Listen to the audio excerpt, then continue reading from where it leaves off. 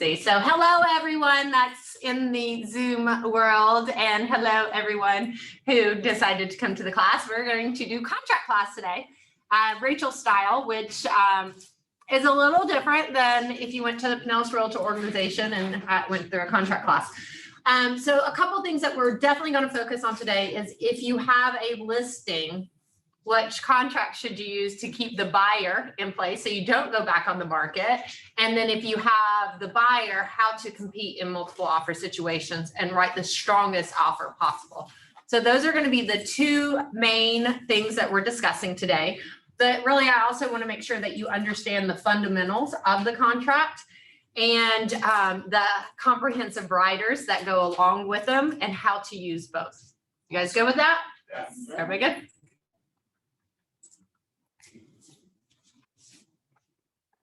Okie dokie. So with that being said, there is a rumor out there that my favorite contract is which one? The big one. The standard, right? The standard. So I always like to just give a little history of it. I'm sorry. Teaching guidelines requires me to introduce myself. Hello, my name is Rachel Tenpenny. I recently changed it back to my maiden name. And I got my license in 2002. I've been practicing in this area since 2003. I became the broker and launched the Keller Williams office in downtown St. Pete back in 2009. Every day I get a question that stumps me. So, and when I get a contract question that stumps me, guess what I do? Research it and find out the answer. I read the contract. Okay. Yeah. Yeah, it's research, right? Yeah. But I read the contract. Typically, so in the state of Florida, you know, we're realtors, we're not attorneys. And so we can only do what's really black and white in here. So I just always refer back to the actual contract. So we do have two contracts. We have what I refer to as the standard contract. That's not actually what it's called. It's just called the residential contract for sale and purchase. The other contract is called as is. As is contract, residential contract for sales and purchase. So the way these contracts have come together, why we use the ones that we do is back in pre-Great Recession timeframe, we almost always use the standard residential contract for sale and purchase. It was the most popular. Rarely did you see an as-is contract. The only time you saw an as-is contract was when a buyer was purchasing a property in its as-is condition. Mind-boggling, right? I know. Oh my God. Could you imagine? So the as-is meant they were buying it in the as-is condition and typically purchased it at a lower price so the seller wouldn't have any repairs to worry about. It's investors would use this quite often. I use this when I'm buying an investment property because I know I'm going to remodel it. It doesn't matter. So I will typically use an as-is contract. We got to make sure the chat box is up. Chat box. Vonda. Where's that your? Just hit chat. Yeah, hit the little triangle here. And it has a lag, so just let it lag. But something happened, I don't know. Oh, expand maybe? Yeah, expand. I don't know. We're trying, if you have chat box stuff, if you have a chat going on in there, but it's also, the bottom moves. Usually people raise their hand or something. So, Nicole, are you able to? Yeah, I can. Do I need a? Oh, no, Shantae sent me a friend request. I don't know what Shantae's working on, but we'll get it all together. So if you have questions, then you can put them in there and we will get to them. So the as-is was used when somebody was purchasing a property in its as-is condition and typically for a lower price. And then when during the Great Recession, people were short selling their homes. They couldn't afford their home. They couldn't afford their mortgage. Do you think they could keep the utilities on? No, they couldn't afford the water. They couldn't afford the electricity. And so then buyers were going in wanting to do inspections and there was no water on. And if they wanted to get the water on, they had to go get the water turned on themselves. And to get the water turned on themselves, there was typically a huge past due bill, right? So then we started using these for situations like that. And then they just became more and more and more popular. And now pretty much realtors just use this for everything. I think it's so important that you understand how to use both and when one is appropriate for the customer that you're dealing with, okay? It's also really good, guys, on a listing presentation to take both of these and talk to the seller about both options. So many agents do not do that, and people just feel like they're shoved in one direction, okay? So a couple of things to note about the contract. Each contract has the version date on the bottom, the very bottom. I don't know if this is the most updated version. This one was revised in April of 2017. I think there's a 19. Oh, I'm sorry, what is your name? Tammy. Tammy, okay. This is 2017. Okay, 2017, so is that, what is that, 2017? 2000, okay, I guess I have the most updated. We got a question up there? Yeah, I just popped in. We have a lag here, guys. I apologize. So it's hard to read your question, but as soon as the lag comes back to life, we'll be able to see it. Okay, Troy spoke about using a stop clause in the mastermind. That's okay. I was like, where'd that come from? Read your chat. Thank you. I appreciate that, Debbie. Guys, we'll get to that when we talk about comprehensive rider. The stop clause it gives the seller the ability to cancel the contract if they haven't found a home they're going to purchase. Okay. However, in the state of Florida, we don't have an approved state of Florida bar. So FRBR, Florida Realtor Board of Realtors approved addendum for that. So if we write that clause in, we could be deemed as practicing law. So just take that into consideration regarding special clauses, addenda, et cetera. All right, so each contract has the version. It says Florida Realtors, Florida Bar. This is version 5. It was revised April 17th, 2017. Each one has page numbers and line numbers. When you're speaking to another agent or referring to the contract with your buyer or the seller or another agent, go ahead, refer to on page 1, paragraph 2A, line 27 in your email communication. Go ahead and put it specifically in there, okay? So that's what those things are for. The asterisks mean that there's a blank that you should be filling in. All of you should read the contract, not just the blanks. Okay, that's the first tip. No matter, and like I said, when people give me a doozy of a question, what do? I literally go back to the contract. So just a couple of things to know. I'm going to go through the standard contract first, and then we'll talk about the as-is contract as well. And I'm not going to go page by page, line by line, and I'm not going to read it to you. I think everybody knows how to read. You passed the state exam to get your real estate license, so we're good there, right? Okay, good. A couple of things. First paragraph, or the parties to the contract, these need to be their real legal names, not nicknames. Okay, so making sure that you're putting in real legal names, property address, and the legal description, all of that can be found in the tax record. Paragraph 1D on page 1, line 15. This one got us one time. It says personal property.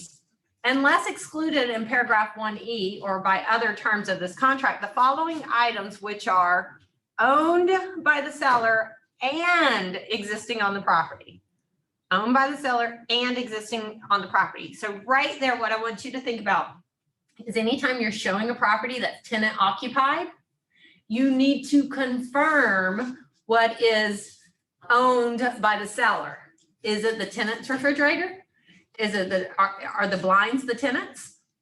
Because this happens, so, typically, if we're talking about $100,000 rental, who wants the blinds, right? Nobody. But if you're talking about a $2 million condo on Beach Drive, and they have really high-end drapes and blinds. And then all of a sudden they're gone at the walkthrough and they were owned by the tenant. That actually happened. Okay, it was a Beach Drive condo. The buyer was purchasing, the tenant took their drapes and the buyer wanted the window treatments back. They were gone. Okay, they weren't owned by the seller. The other one that comes up is I've gotten the water softener or is that what it, water conditioner? Sometimes it's leased. Okay, water conditioner, pool equipment, these might be leased items. So the blinds were leased, is that what you're saying? No, the blinds were owned by the tenant. They weren't owned by the seller. Gotcha. Sorry, guys, for those of you, I'll have to remember to repeat. He was asking were the blinds leased. And I was like, no, they're owned by the tenant. They weren't owned by the seller. So, We have a question. okay. Is a wine fridge a fridge? In what aspect? It's an appliance that is personal property owned by the seller and existing on the property at the time of the offer, and it would remain. Okay, it's an appliance. Yeah, I would still specify. Right. So here's, but it honestly, guys, it says refrigerators in, and then in parentheses has an S for multiple. So if there's a refrigerator in the garage, there's a wine refrigerator in the dining room, and there was a refrigerator in the kitchen, all three convey. If there's information that you're excluding, this just happened, DJ shared this story. If there are things that are being excluded from the sale and you have it in the MLS and it does not exist in the sales contract, it is not excluded. You put paragraph 1D. Is it included in the list in paragraph 1D? Yes, it says refrigerators with a parentheses S. Is that Jennifer Oren's asking that question? Could you do me, Yeah. Thompson, since you're by the kitchen? Can I have a paper towel, please? I gotta draw on the board. You know me. Well, that is where you would exclude it in the following. Oh, if you excluded it in the following paragraph, it's excluded, but if you didn't exclude it, it's included. Just need to do what? No, I think it should be good. Thank you. I checked. Yeah. And that is Jennifer Orange. That was the yup. Love you, Jen. Thank you for being here to ask questions to stump us. Good job. I guess if you called it a wine cooler instead of a wine refrigerator, it wouldn't be included. Because she says write it into the inclusion section anyway. Yeah. Okay, so Wait, does that contradict it being an attachment? it's an appliance, and it's an appliance that's not, if it's a wine cooler and not a refrigerator, it would be an appliance that would be not included in the personal property in paragraph 1D. You guys, it's Friday. Leave me alone. It's Friday, leave me alone. All right, so we got a buyer and a seller. What's the agreement between those two called? Contract. Somebody's been to my class before. Good job, Paul. We got a seller and a listing broker. What's the contract between those two called? Listing agreement. Yeah, this isn't a trick quiz, guys. We got a listing broker and a buyer broker. What's the agreement for compensation? MLS. All right. And then the agreement between the buyer and the buyer broker. Okay, and just for fun, even though you guys have started using these things, so you gotta let me have my fun.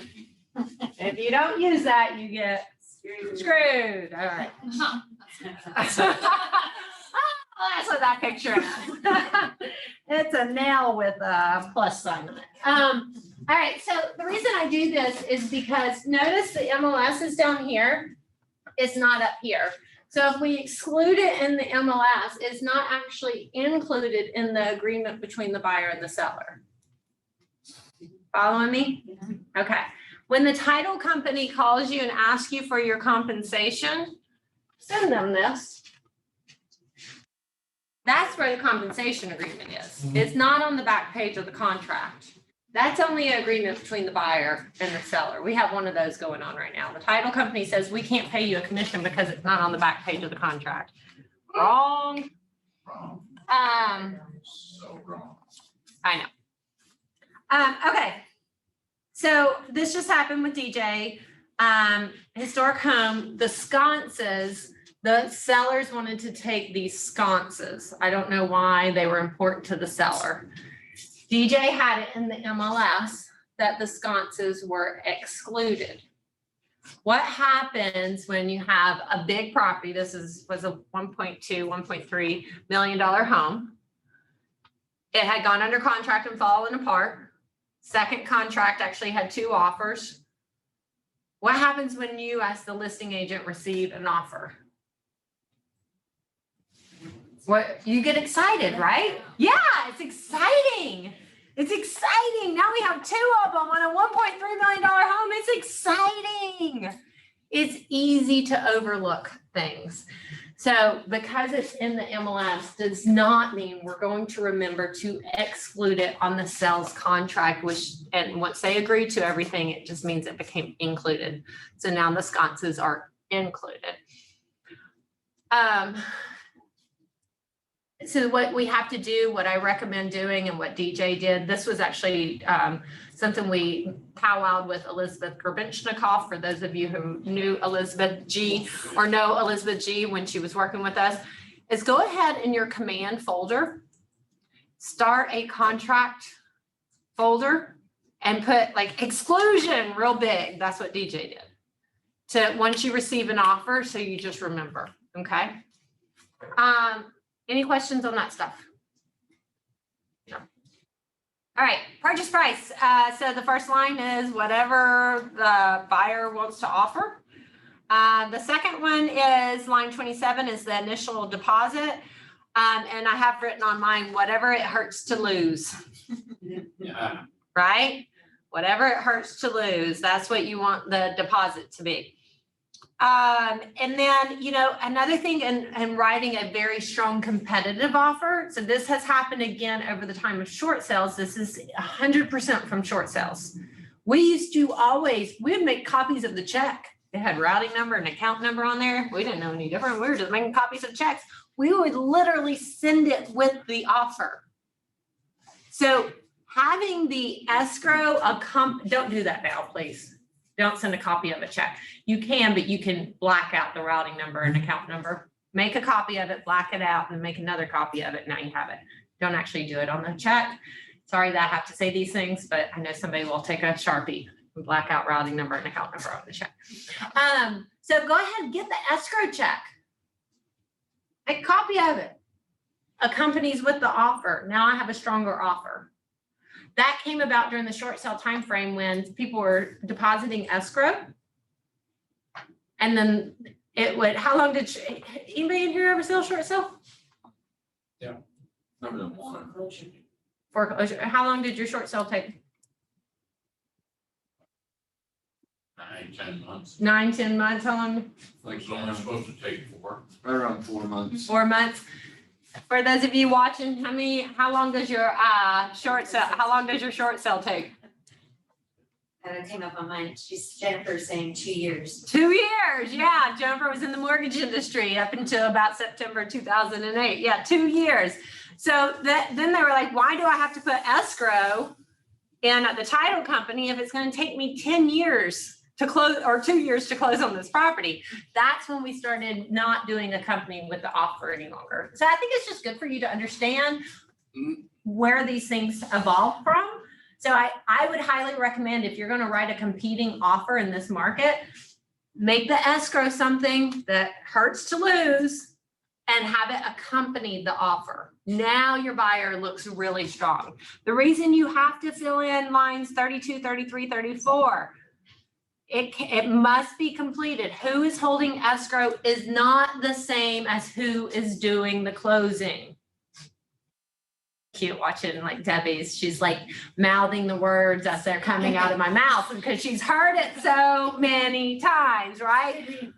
Yes, you cannot write, do not write to be determined.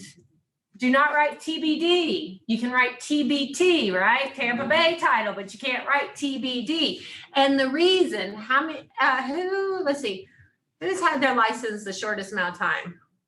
Or No. I've had it for like 2 years, but I haven't actually started real estate until recently. Okay. November. Okay. So do you remember agency? Single agent, transaction agent? Do you remember what some of the responsibilities of a single agent or a transaction agent are? Sorry, I'm putting you on the spot. Fiduciary. Yeah, remember that. Huh? Fiduciary. That's only for single agency, it's fiduciary. Um, All of them though have there's two in common that they all have: accounting for all funds. Accounting for all funds. So right here, if you put to be determined, or you do not fill out who's holding escrow, you are not accounting for the people's money. You have to put where the money is being held.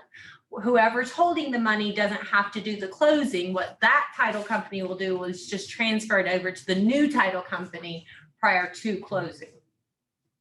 Make sense? The escrow holding title company will send it to the closing title company prior to closing. Everybody good on that? All right. You can put an initial deposit if you wish, after inspection period or whatever. The type of financing, express it as a dollar amount or as a percentage. And then the balance to close. You are allowed to write balance. You don't have to do math if you don't want to, but I recommend that you know how to. So since I recommend that you know how to, we're going to do a little math. So we got $500,000 purchase price. And we're putting $10,000 in escrow. We're going to finance. How much are we going to finance? 20. 20%? So that 2 times 10 is 100,000, right? So what's my balance to close? 390. Everybody following that? Okay. You guys are so smart. So this is 100,000. To be clear, that doesn't include insurance, taxes, closing costs. It doesn't include your closing costs, but this is just basic math, so the seller knows. Sorry. I did that wrong. Did I do that wrong? I did that wrong.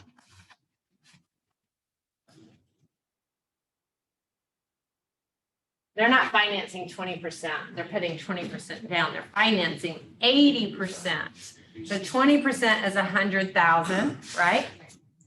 So they're bringing 100,000 and the 10,000, that is their balance to close. No, No, 90. 100,000 minus the 10. So 90. See why I'm teaching you how to do math? Because I forgot how to. If you change or during the course of the lending process, the amount that your financing changes, does that have to be reflected or changed on the front of the contract, or? That's a great question. So Debbie's asking if the buyer changes the amount that they're financing or the type of loan that they're getting, does it change the contract? It's a great question. It comes up quite often. So the rule of thumb is if they're changing their financing and becoming a weaker buyer, then yes, it needs to change. And needs to get signed off on and agreed to by both parties. If they're changing the terms and becoming a stronger buyer, then no, it doesn't need to be changed. And you don't need to, like, if they went from, I was gonna finance 95, right, so I see even with the percentage amount. Yeah, As long so as they're going stronger and not weaker, then it's fine. yes. So if, as long as they're going stronger and not weaker, then you're good. So an example would be somebody who says they're going to put down 20%. So I'm the seller and I've got multiple offers coming in and I got FHA and VA and 5% down. And then I got this one over here with 20% down. And the escrow is accompanying the offer. I would probably go with this one because it's a stronger financing offer. If I get, if the buyer gets 15 days in, it's like, oh, I don't actually have 20% to put down. I'm going to end up doing FHA. That has to be approved by the seller. okay? Because it changes the terms of the agreement. Everybody, same page? Okay, great question. The time for acceptance of the offer and counter offers on line 45, I write imaginary deadline. That's what I put on my piece of paper, is that's an imaginary deadline. So how this works is that if your buyer says, hey, I want a response by 5 o'clock today. And the seller's like, I'm not responding by 5 o'clock today. And the seller responds at 6 o'clock instead. Is your buyer still gonna purchase it?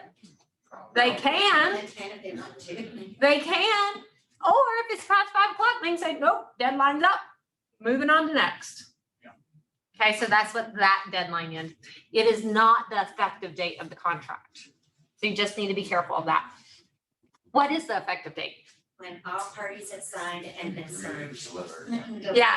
When all parties have agreed to all the terms of the contract, it's been signed and delivered. The delivery is key. So it actually was a circumstance that happened. An agent was out of town for Christmas holiday. One of our agents had a buyer. They had been going back and forth negotiating. Our agent got their buyer to sign the contract that the seller had countered on. So the agent got the buyer to sign the contract. The listing agent said, I'm out of town for the next 2 days. Just wait until I get back to send it over. So it hasn't been delivered. It's not. They got another contract. And they took it. Yeah, but it has to be delivered. A delivery of a text that says, yep, we've signed it, is not delivery of the contract. Can I ask a question about that? Sure, Monica Crawford, of course you It's can. faster than typing it. So delivered means I have sent it, but doesn't necessarily mean the other party has received it. Exactly, the terminology is delivered, not received. Okay. So Monica's question for the Zoom world was, delivered means I've sent it, doesn't mean the other agent actually received it. Yes, the language in the contract says delivered, not received. Thank you. So, right, so if it was in your inbox and you hadn't read it, it's still considered served, received, effective. It's because you. If it's in your inbox, it's still considered effective because it has been delivered. Also, make sure that we use only language that's in the contract. So you use the word served. I know. So, but I think I heard it one other time. So you just have to be careful. What is EMD? Electronic. What is Earnest money earnest money deposit? deposit. Who uses that language? Title company. Only the title company. I see addenda all the time that has the EMD in it. There's nowhere in this contract are the letters EMD. I mean, there are letters EMD in this contract, but not put together as an acronym. It has to be called escrow deposit. So make sure you're using the same terminology, okay?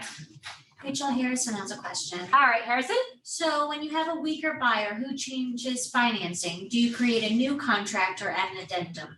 Oh, it's a great question. I would say, well, first of all, you keep the same agreement. If at all possible, never, ever, ever write a new contract. I don't care how dirty it is. Yeah, you can have spilt coffee on it. If you can possibly salvage the agreement that's gone back and forth, it has history to it, and you need to maintain that. And just like you said, Erin, if you try to rewrite a clean copy, you might leave out a checkbox or a decimal point or something, and it could cause huge issues. So you never want to write a new contract, but you would want to amend the financing agreement that had been previously made by the buyer and the seller. Again, since we're realtors and we don't practice law, there's not necessarily a legal way that we know how to do it. You can write an addendum to state it that the buyer and seller sign off on, which is probably the preferred way.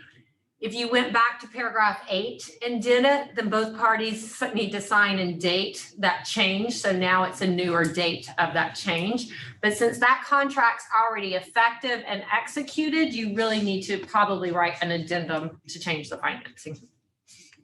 Does that help, Harrison? Yes, David, that is why it's best to send in command so you have a history.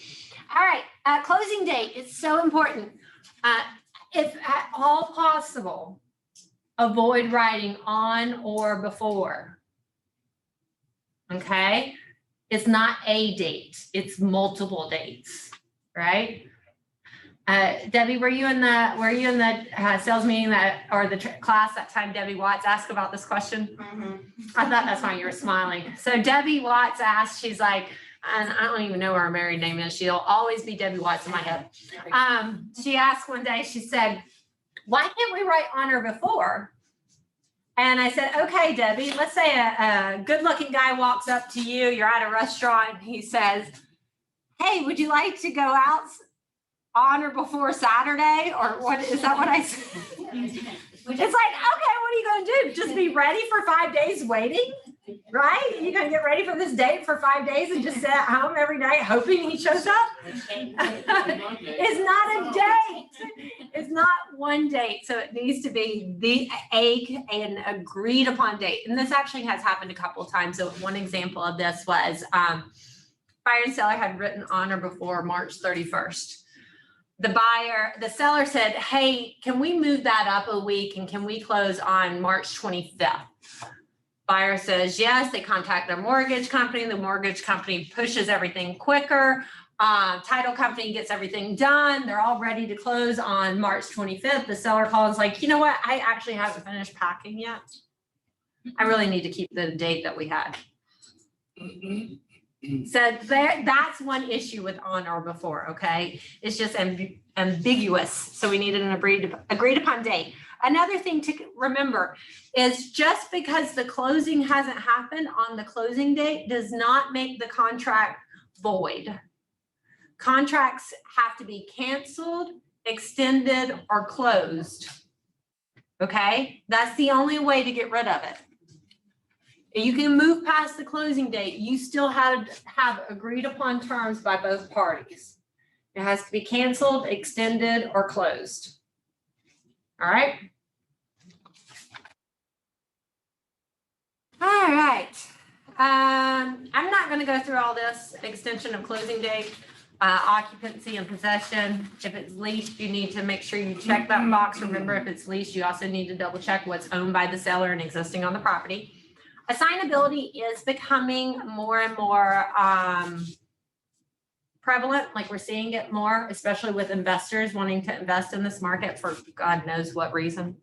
Sorry, I just can't find one that I want to buy myself. That's what it is. Paragraph 7 on page 2, assignability. There are 3 options. You need to make sure that you're checking one when you receive an offer. On the listing side, you need to make sure you're reviewing this. It's saying that the buyer may assign the contract and there be released from liability under this contract. Option 2 is they may assign but not be released from liability. And the third one is they may not assign the contract. So what that's stating is, and this is why we're seeing it more, is like if I get a contract on a property, let's just say I got a contract on a property for $200,000, I can actually flip that contract to somebody for $225 because they might want to buy the property for $225. I just earned $25,000 just by having a contract. I assign it to them. I release my liability under the first checkbox. If they don't close, I'm off the hook. The second option says I can assign it to them. If they don't close, I have to close. And the third one says I cannot assign it. Okay? Jen says except with a condo writer. Except with a condo writer. That was for before, I think. Oh, Oh, I hope this isn't a silly question, but there's no such thing as a silly question, Marjorie. but I just submitted my first offer. My time for acceptance was 3:25. If the seller doesn't sign or respond by that date, what does that date, does that mean the offer is withdrawn? Okay, great question, Marjorie. We briefly talked about it earlier. I call that the imaginary date. And I apologize, especially to to those of you who study the contract, and you might really find importance in that. So the reason I call it the imaginary date is because it's typically not like a deadline that anybody abides by. So what it says that is if the seller hasn't responded to the offer by the end of the day on 3/25, the buyer can walk away. If the seller comes back to the buyer, had signed the agreement, but after that deadline, the buyer doesn't have to accept it. That rarely ever happens. In 12 years of being a broker, it's happened once, I've seen. Oh, that still happens. I mean, multiple offer situations are like, oh, we're gonna take the weekend to consider, and if you put an acceptance date of Saturday and they don't sign it until Monday. Yeah, well, and that's exactly right. But so Michael said that in a multiple offer situation, if you put that you want the response by the seller by 5 o'clock on Saturday, and they say they're going to take the weekend to think about it, they've got multiple offers to go through. So if they came back to that buyer that said, I want to know on Saturday, and they said, hey, we actually like your offer the best, we'll take it. Do you think that buyer's going to say, nah, I already found another home? It's not completely. Well, I've already found another home when there's 152% absorption rate. I mean, So what date would you put in there? Like I'd leave it 48 blank. hour? Now, when they do initial, Whatever. Your hands up like this. Emoji. all right. Did I get that emoji in there? Now, if they do end up initialing, let's say Monday, and the buyer, agrees at that point, like, hey, yeah, we'd love to still consider our offer and, make this executed. Do you need to change the acceptance date? Okay, so Michael's question is, if you put Saturday as the acceptance time frame, and on Monday the seller says, actually, this is the offer that we want to accept, and the buyers agree, do you need to change that date? My understanding is no, because it's already been accepted. The effective date and the acceptance date are not the same. and in this market, I don't even think that, I have to say, all the offers that I'm putting in as a buyer, they don't even pay attention to. Yeah, nobody's paying. So Marjorie, I don't know if we answered your question. I would really like to hear from you. Did we answer your question? And side note, the only reason that I ask about that acceptance date is, does it become a loophole for somebody to get out of the contract?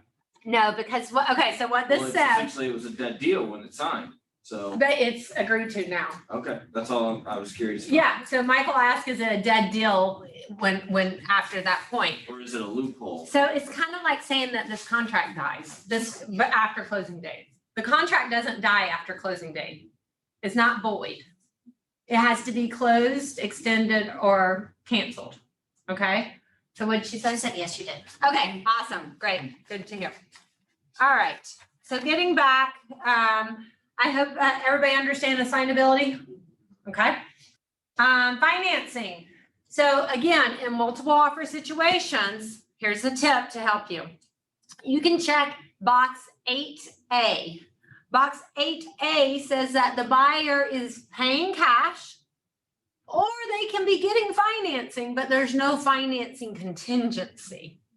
Now you have to really make sure that your buyer understands the risk of this, okay? If they are getting financing and they wish to check box 8A saying there's no financing contingency, they need to make sure they've already been approved, not pre-approved, but approved by their lender. Has been gone through underwrite. But even if they wish to check box 8A without going through underwriting, it is the buyer's choice, not yours. Right? Our job as realtors is to function as a conduit. We give the information. We don't negotiate on people's behalf. We don't interfere with the contract. We don't add our emotions. There's already enough involved, right? How easy is that? Not easy. Not easy at all. But yeah, if you have that conversation with your buyer and it's just like having a zero inspection day, period, right? By having a zero inspection date period, I've just removed the inspection contingency. By checking box 8A, you're removing the financing contingency. What is the risk to the buyer? They can't use the loan commitment. The only risk to the buyer, they can't use the loan commitment timeframe, but the only real risk to them is escrow. They need to know they might lose their escrow. So if they can't close due to financing and you've checked box 8A, they're giving up their escrow. Those are for people who have 800 credit score. But even if it's up to, yeah, but it's that conversation of having it with the buyer. Have you met with your lender? Are you really confident in your ability to get this loan? Now, if your buyer is going through Bank of America or what's that online one? Rocket Mortgage. Not, maybe it's Rocket Mortgage, that Quicken. Yes, thank you. Quicken Loans or Bank of America or SunTrust or one of these financial institutions that actually do not write home loans, they just tell you they do. And you check box 8A, you're in jeopardy. All right? Yeah, there better be no skeletons in the closet. Yeah. Okay. So that is just a tip to, if your buyer keeps getting beat out on offers, then that's a conversation you need to have with them and their lender, right? Can you do that on an FHA? No. Because you have the VA FHA rider. That automatically has a appraisal contingency built into it. I mean, technically. I know, I'm just thinking about it. I've never thought about it. I don't think I have the comprehensive rider in here. Oh, I do. I don't think the comprehensive rider for FHA and VA refers back to paragraph 8A. But it kind of contradicts the statement of cash and being able to use the loan commitment. But it doesn't contradict the. It has a built-in appraisal contingency that'll default the loan if it doesn't appraise. Okay, so we're gonna explore this idea. Are they open to exploring it? I'm just throwing it out there because I don't know the answer. How many of you guys are writing multiple offers for people who are trying to buy a home, FHA or VA? All the time. All the time, right? Are they looking at your FHA and VA buyer? No. No, why? Because they're FHA and VA, right? How do I know why the seller thinks that's a bad thing? It's not. But, so Jen, are you looking up comprehensive rider faster than I am? Or is that David Roman? She put said it too. appraisal. Okay. So but doesn't FHA already have an appraisal contingency built into the rider? Yes, that's what she said. So why do I need paragraph 8B?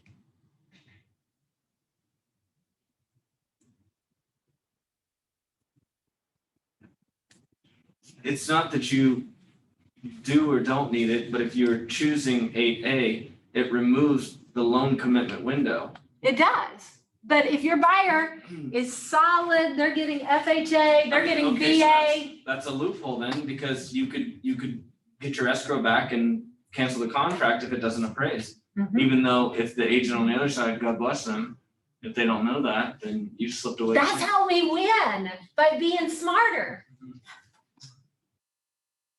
Right? What do you think about that idea, Jen? You don't need it on FHA's from sharing. So if I understand this correctly, because I do a lot with the VA and the FHA, I could take out the loan contingency in the actual contract. But the fact that I have an FHA VA rider and their own parameters in their financing, I'm kind of got a get out of I think that it only pertains to the appraisal. I don't think with there's the a, appraisal, right, not the financing. if but they the have, like- financing gives me a, if they have like a foreclosure that's on their record, that just came out of nowhere, like that's not gonna that's get not, them out of it. right. To And my the understanding. appraisal will give me a way to I'll have to review this rider just to double check this, or you guys can review it yourselves. You can read just as well as I can, probably better. But yeah, so this might be an opportunity for your FHA and VA buyers. If they're confident in their ability to get their mortgage, you could check box 8A, removing the financing contingency, and then just attach this. Now, if you guys don't like this idea or you see some contradictions, let's talk about something else. I How see it as a good one. many of you use this FHA VA rider with as-is contracts? Everyone. All the everyone. time. Yeah, okay, We have a exactly. couple questions. So Michelle asked, you can choose 8A and with the rider, still cancel if it doesn't appraise. Correct. And Jennifer- Because the rider has a purchase, it says right here. It has the appraised value of the property is part of paragraph 3 of the FHA VA rider. And then what if you had an appraisal shortfall? Well, that's their extra. But that's on the actual addendum to the contract, which is addendum E. So it actually has the appraisal in there. So you don't need paragraph 8B. And guess what, guys? 8B is not an appraisal contingency. It's a financing contingency. You know how many broker calls you're gonna get when they receive that 8A with? Okay, well, hold on. I love that. I asked the question, how many of you use FHA VA on as is? Yes. And every single one of you do, and it drives me freaking insane. Okay, sorry. Hold on. But why, Rachel? Because the FHA VA rider refers to paragraphs that are not the same. What? Sorry. I was channeling my inner Tamisha right there. Okay. On the FHA VA rider, paragraph 2, it says, the cost to the seller for appraisal repairs shall not exceed blank, which cost is in addition to the cost required to be paid by the seller under paragraphs 9A, 12B, C, and D. Okay, That's the standard. 9A, yeah, I know. 9A, 12B, C, and D. Sorry. So if we go in here and we look at 9A of the standard contract, 9A says that the seller's paying for doc stamps, owner policy, title search, municipal lien search, HOA, recording, seller's attorney's fees, other. And it's also saying that the seller will pay repair limits for general repairs, WDO, and costs associated with closing out a permit. That's 9A of the standard. Now, if I go over here and I look at 9A, it's pretty much the same, except for the general repair, the WDO, and the closing out of permits. Let's look at 12B, C, and D. 12 in the standard, inspection and repair. B is general property inspection and repair. C is wood destroying organism inspection and repair. And D is inspection and closeout of building permit. Now let's go over here to this one, 12B, C, and D. 12 is property inspection right to cancel. B, let me just read this to you. Shall not exceed blank, which cost in addition to the costs required to be paid under paragraph 9A and 12B, C, and D. Okay, so this cost over here in the as is of 12B says walk-through inspections and re-inspections. C, seller assistance and cooperation in closing out build-out permits, and D is assignment of repair and treatment contracts and warranties. They're not the same. It's so much easier to do the as. It is easier to do that as is. I mean, and that's fine. You can always take the easy way out. Standard confirms more of your paycheck.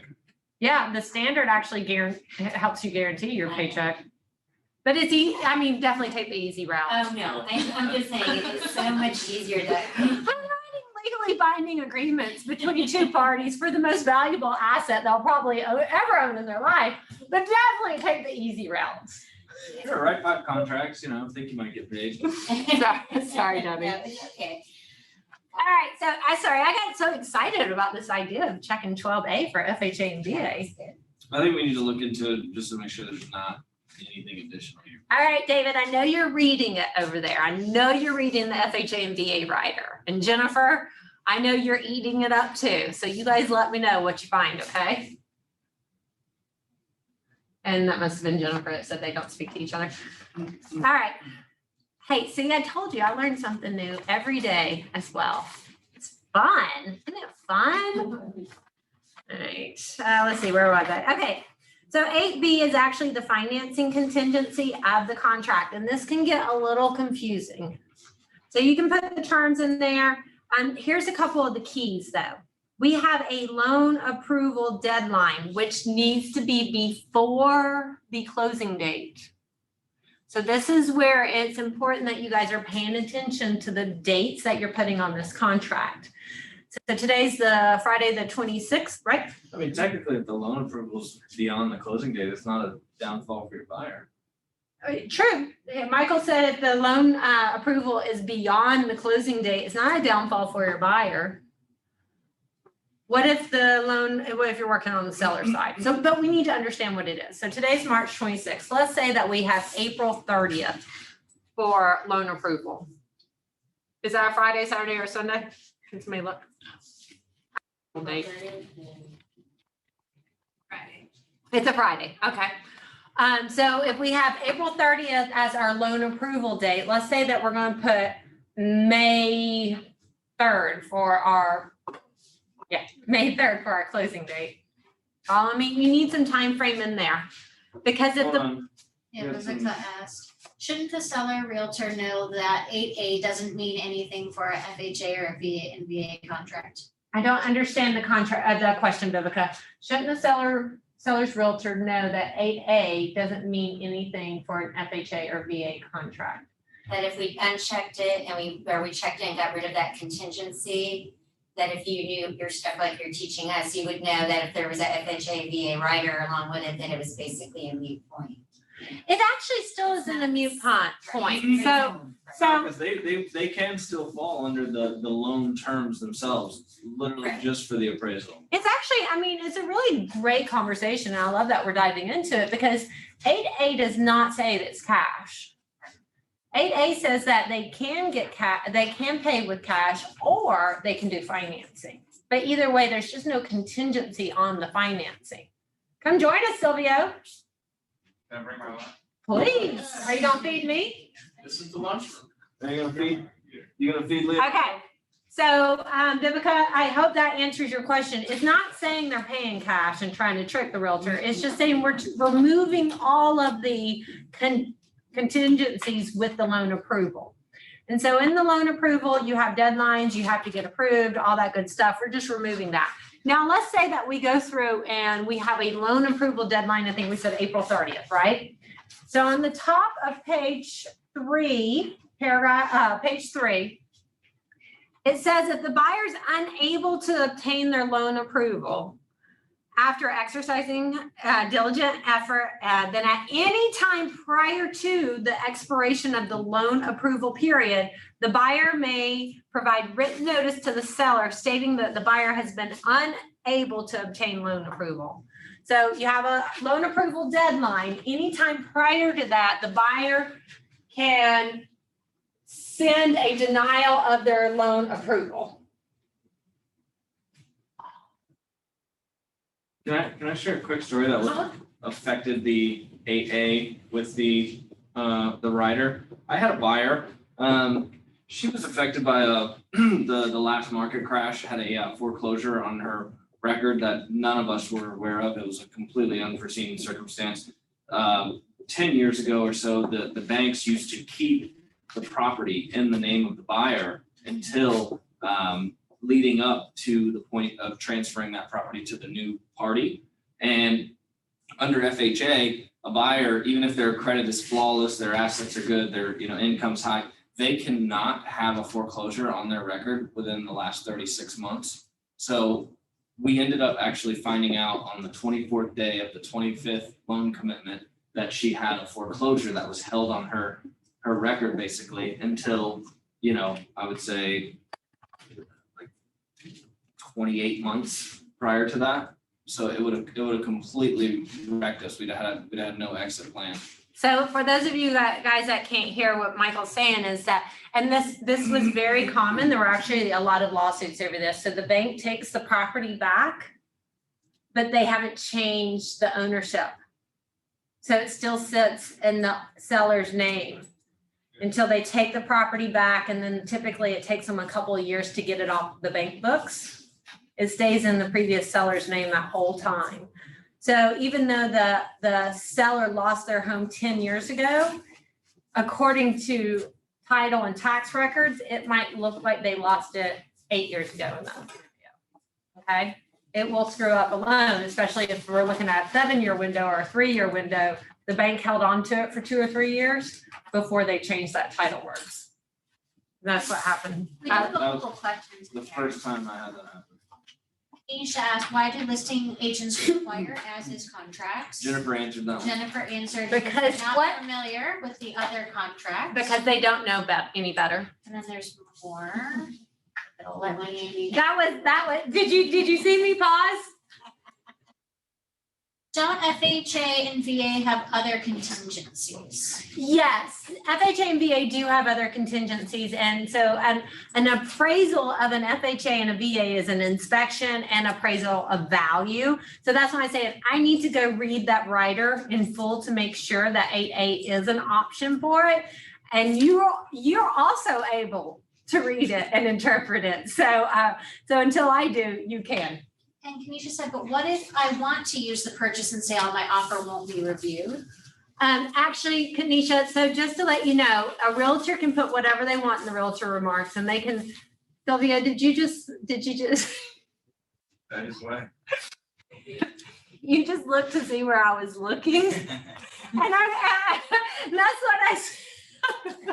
I didn't notice it. That's what I said when I got started, is it's so hard to look here and there, and then you're looking like, what is she looking at? Sorry, so a realtor can put as is only contract in there, but your buyer can make an offer on whatever offer they want to. Okay, the reason that the realtor is putting that in there is they really don't know the other contract and understand the benefits to it. That's really the reason. Okay, so we're talking about financing. Financing. Okay, so I just want to go through this. So again, guys, this is on the top of page 3. It's paragraph 8B, and it's talking about the buyer's loan approval. So in this scenario, we said that we put the buyer's loan approval deadline for April 30th. So we got April 30th here. The buyer can cancel if they get a denial of loan approval at any point in time up until the loan approval deadline.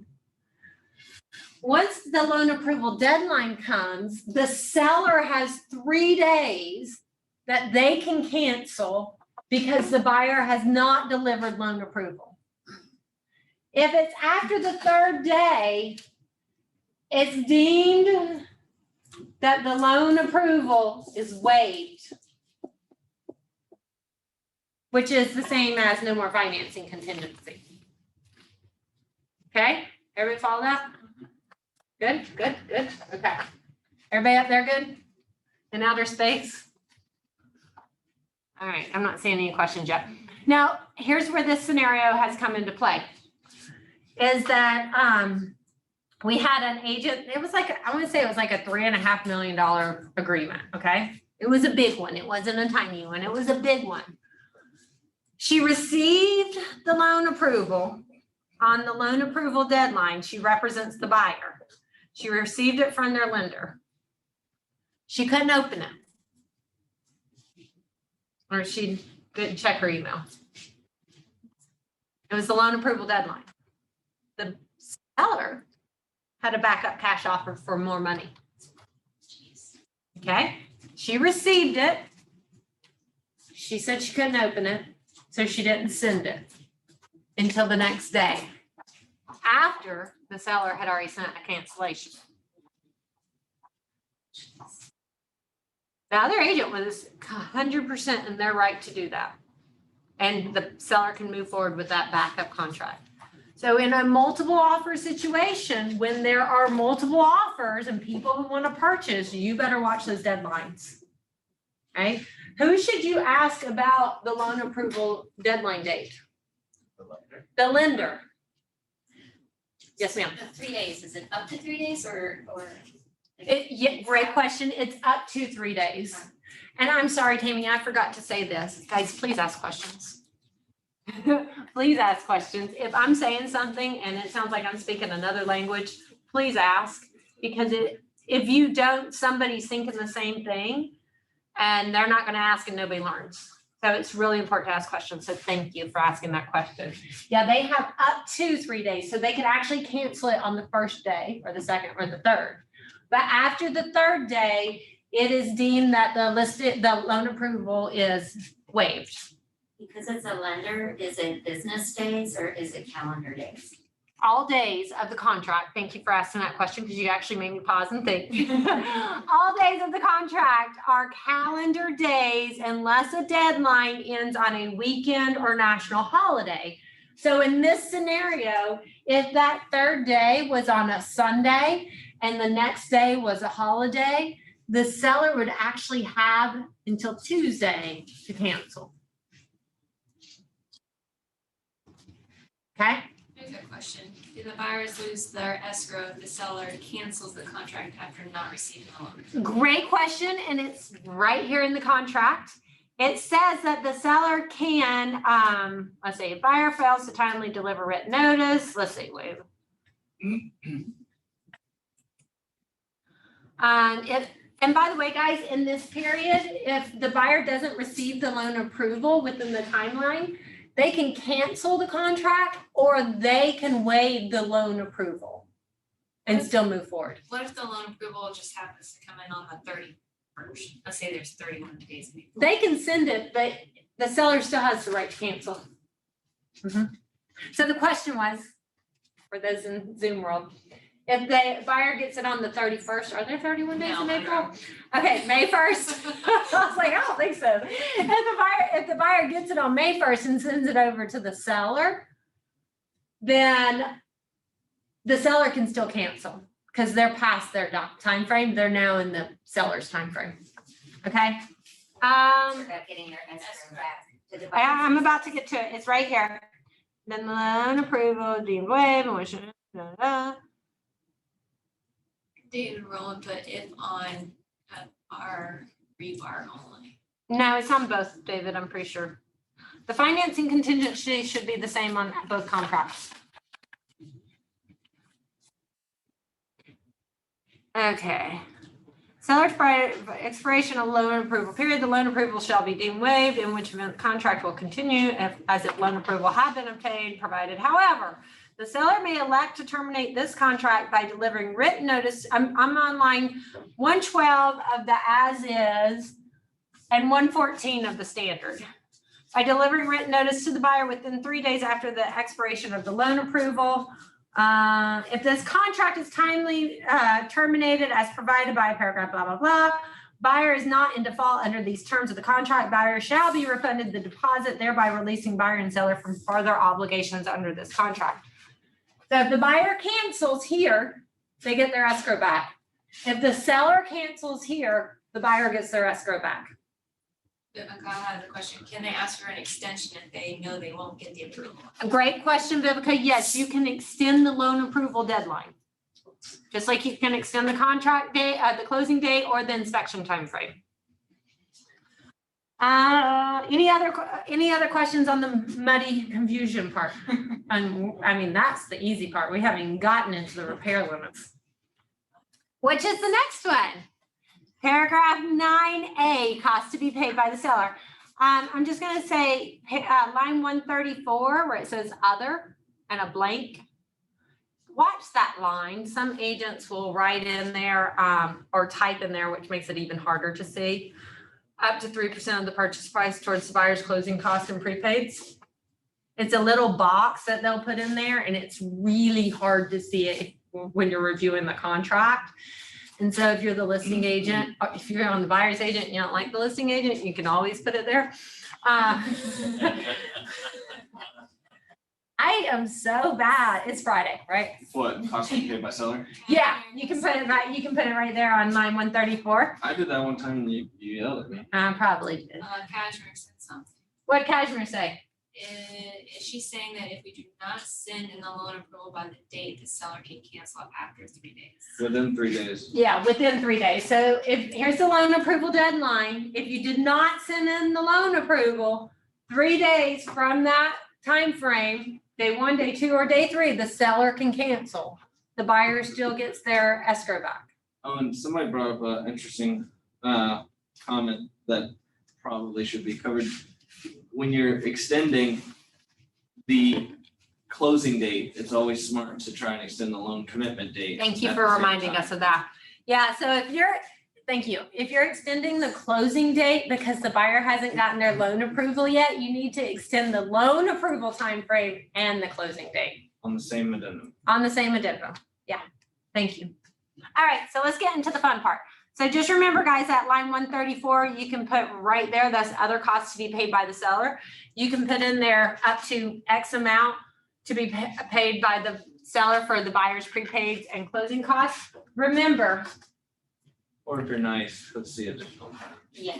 yeah, if you really are nice, you'd put it in the additional terms, but If you don't like if them, you're sneaky, you'll Yes. put it there. I just spilled water on my shirt, sorry. Because when you have FHA or VA, you're always gonna have a lot of that, right? So Yeah. you're gonna put that in on the additional. It's not about to write. Oh, remember, guys, it's 3% of purchase price.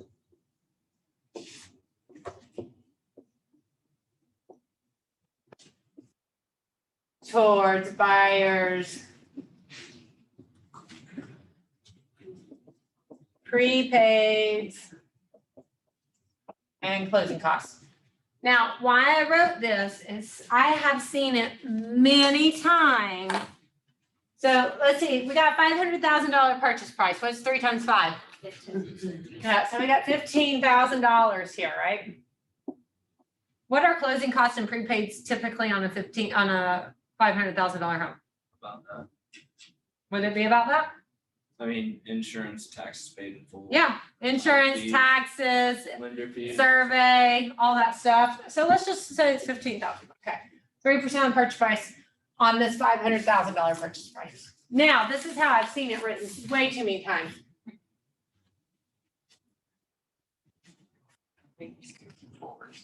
Three percent towards buyers' prepaids and closing costs. So if this is the prepaids and closing costs, what's 3% of that? Huh? That's what we just wrote. Yeah. That's a lot less, isn't it? $450.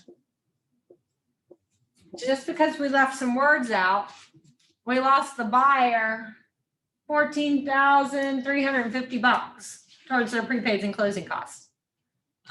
Cashmere went back and said, is there an addendum to waive the loan approval if not ready?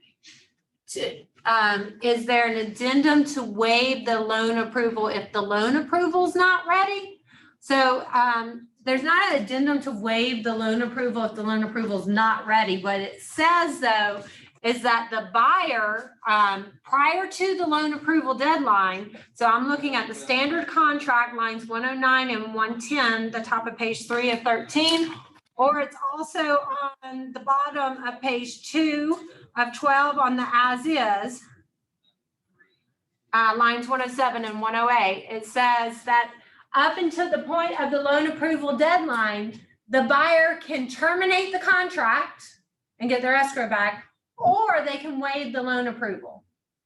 So it's right there in the contract. You just write up a regular addendum saying that you're waiving the. She also put, I wish I could talk. But the Call me, I'll grab my phone. Whose side is that? Misha or Cashmere? Cashmere. I got her, I can get her on mine if you need her. Okay.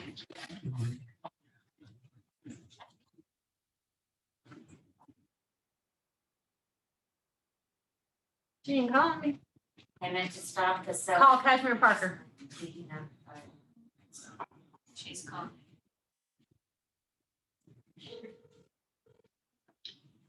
Hi, girl. hear me? Yeah, what you got? Okay, so what I'm saying is I do understand that we have to meet the loan approval deadline date in order for our clients to be able to receive their escrow back if they can't make it. My question is that, because I was not aware that the seller can cancel if we did not provide them with either the loan approval or if we have to waive it, like let's just say we're saying we're okay, we can't, we are okay. Right, If we do not cancel by a certain point to lose our move forward. right. Is there a specific addendum or something that we have to provide to them to ensure that they can't come and try to cancel on us? There's not an addendum to do it. You know, you could write one that just says buyer is waiving loan approval contingency. We've done it. Or you could put, honestly, because it's not something that needs to be agreed to by both parties, right? It just needs to be done by the buyer prior to loan approval deadline. So it doesn't need to be an addendum signed by both parties. It can be an email. I would recommend it be an email from the buyer to you as the agent that you forward to the listing agent. Okay, so as long as we provide the seller with something in writing that says either we have loan approval or we're waiting, but we want to continue to move forward, the seller cannot cancel on us. Correct. So as long as you provide the seller with either a loan approval or a waiving of loan approval or a cancellation prior to loan approval deadline, it is still in the buyer's control, not the seller's. Could you Wonderful, not thank put you. an And just addendum? side note, I hope that all of my sparkle things are either in front of you or on this Zoom call. Well, we've got one in front of me and we've got many on the Zoom call. Thank you very much, Sparkle Crew. Sparkle Crew, say hi to Cashmere. All right, bye, Cash. You can't get an addendum to extend? You can get, okay, so Debbie asked, can you get an addendum to extend that loan approval deadline? Yes, but that's something that has to be agreed to by both the buyer and the seller. For the buyer to waive their loan approval contingency up until the loan approval deadline, it's in the buyer's court. It doesn't need to be approved by the seller. Got it. That's why we have to really read the contract like all the time, constantly. Like I'm reading it to you guys because I don't remember the verbiage. All right, so here's the part that always confuses people when I say there's not an appraisal contingency in the loan conditions, okay? So I'm looking at the top of page 3 and it's lines 118 through 124 on the standard. And it's lines 116 through 112 on the as is. So what it says is that loan approval been attained, deemed, blah, blah, blah. Unless failure to close is due to, number 1, sellers have not met, seller's default or inability to satisfy other contingencies of this contract. Number 2, property-related conditions of the loan approval have not been met, except when such conditions are waived by other provisions. And number 3, appraisal of the property obtained by the buyer's lender is insufficient to meet the terms of the loan approval. That does not say that appraisal of the property obtained by the buyer's lender is less than purchase price, right? It's insufficient to meet the terms of the loan approval. So let's go back to the scenario. We got a $500,000 home. We've got $10,000 in escrow. We're putting down 20%, which is $100,000. So we're financing $400,000. All right. So the terms of the loan approval, there's going to be many terms of it. One of it is called DTI, debt to income ratio. So that's going to be a qualifier there. So let's say we get it appraised and the appraisal comes in at 485. Does that value still meet the terms of the loan approval? Yeah, the loan is 400. Oh, yeah. The purchase price is 500. It appraised at 485. Yeah, it still meets the terms of the loan approval. You guys are right. So that is not an appraisal contingency. You following me? Yeah. Now let's say that they're putting 3% down. If they're putting 3% down and it appraises at 485, the value's at 485, it's not gonna meet the terms of the loan approval because their debt to income ratio and what they require to come to closing isn't gonna work. So when you see a larger amount in a down payment, that appraisal piece of the loan approval typically is not a way out. It's just what I want you guys to know. Okay, don't rely on that as a way out. Are they good? You guys good up there in Zoom world?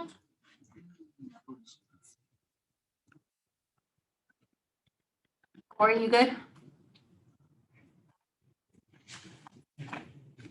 Okay, you guys ready to get in the good stuff?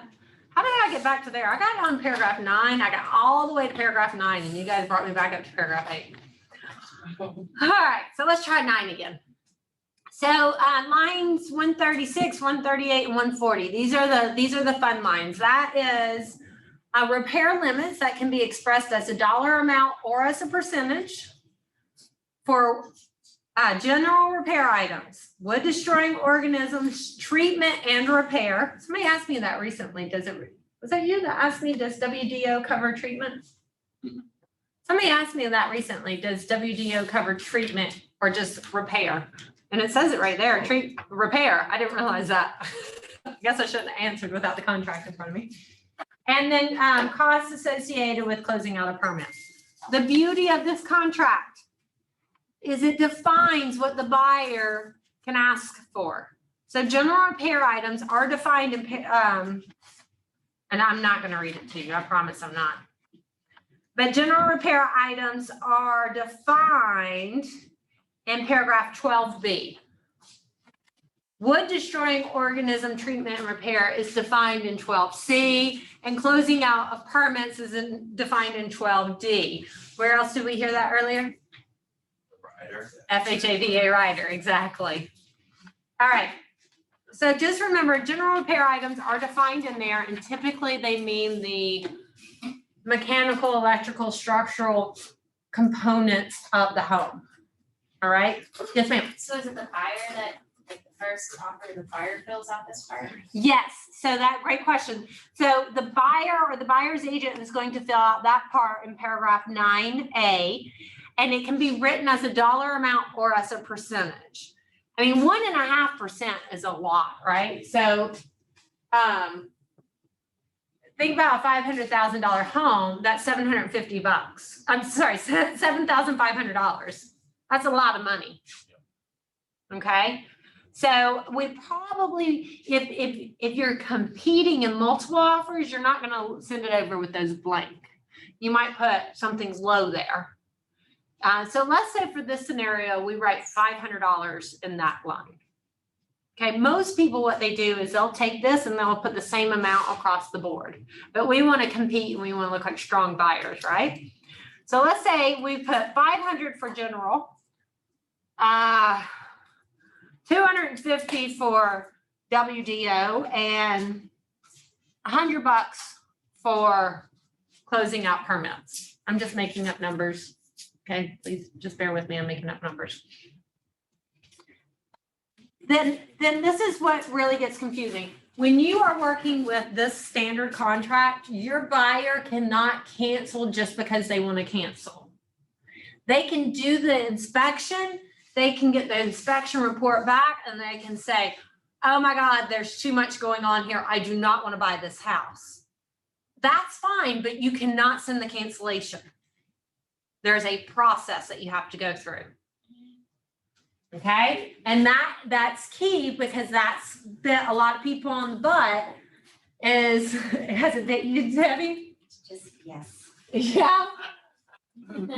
What you do is you submit a ridiculous amount of inspection repair requests Yeah. and let the seller deny it. I mean, there is a way out, and I can tell you the ways out, but I mean, why are you writing contracts? Are you writing contracts so people can get out of them? Or are you writing contracts so people can buy a home?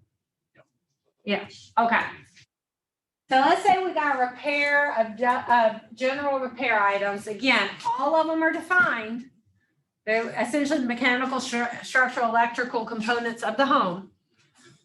It's not chip tile and color of the sky reasons. my wife hadn't flown in yet and seen the house and she doesn't like the neighborhood, so we're gonna cancel. And that's happening a lot nowadays, guys. Especially in these fast multiple offer situations, you got people just throwing in their best foot forward and they don't even know what they're getting into yet. And then they get buyer's remorse and they're canceling and the listing's going back on the market. So if you don't want that to happen to you, then you're gonna use the standard contract. Okay. All right, so let's. Also with that, making sure to read the general repair items description, because you can't ask for an AC to be replaced just because it's 20 years old. Yes, great point. If it works like it's supposed to. You can't ask for an AC to be replaced just because it's 20 years old, if it works like it's supposed to.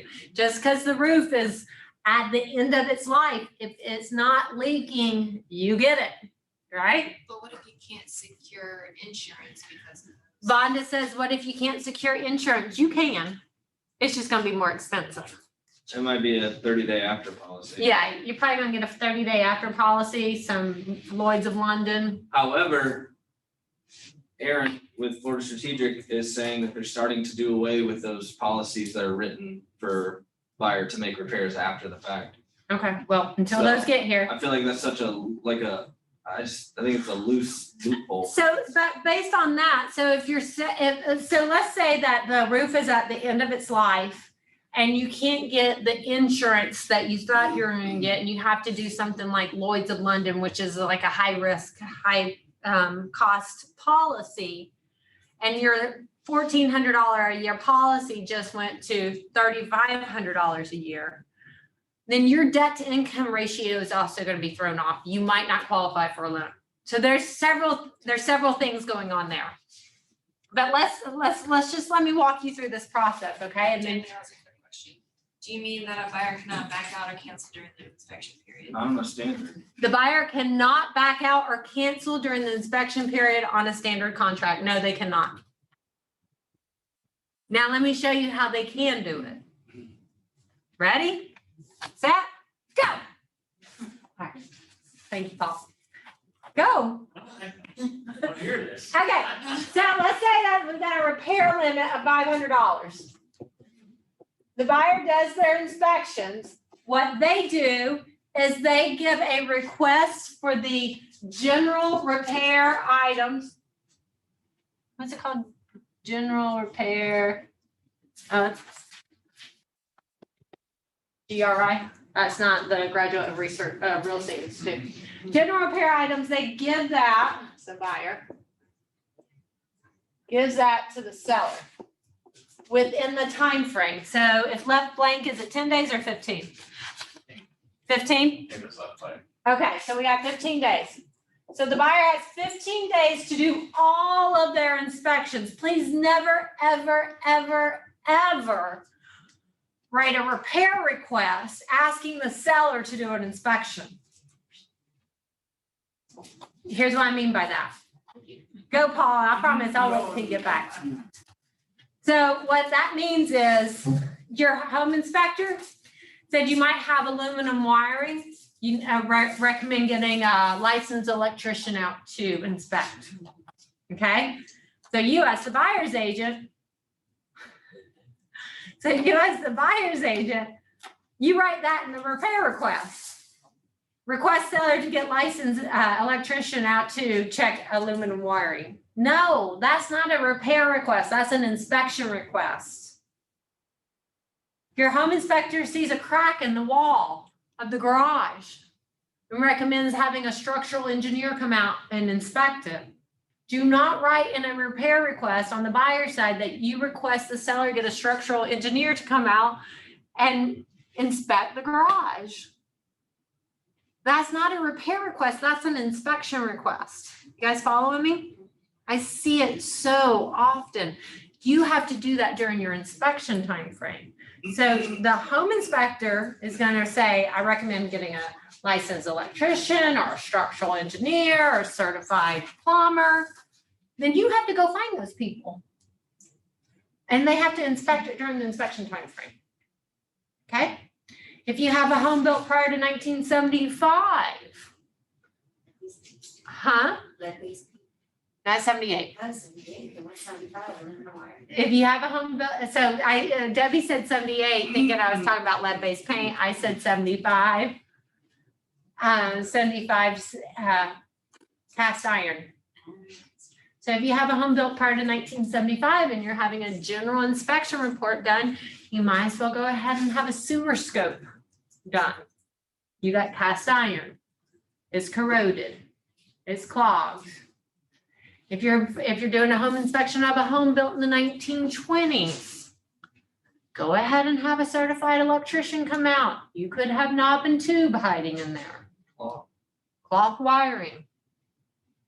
Aluminum. Go ahead and have them come out. Make sense now? Okay. So buyer has an inspection time frame. They have to deliver to the seller within that 15 days their repair request. The seller, now I have to have my cheat sheet, guys. Catch me with another question. So what if we say inspect and prepare and or repair findings? You can't, I mean, the seller has no obligation to. No, Kashmir, you can't ask the, inspect their own yeah, property, you can't ask the seller to inspect. You got to do it. they don't care.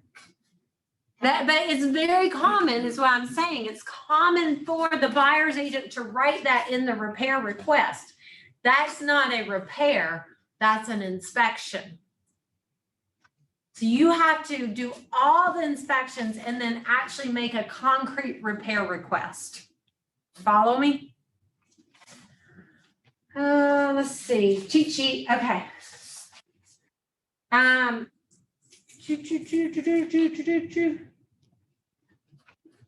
Can I on. include while you're looking? Yeah. There is a time that the seller will be called on to schedule certain inspections or appointments with They schedule estimates. when it is requested for repair, don't they have to get, what, 3 estimates? Nope, they have to get estimates though. Yeah. So we got the language, again, just making sure that we're following the language of the contract. I'm just saying that's the only time the seller will have the responsibility to go and call somebody. So the language that we're following right now is inspect, repair, and now this term that we're about to use is estimates. Okay, inspect, repair, and estimate.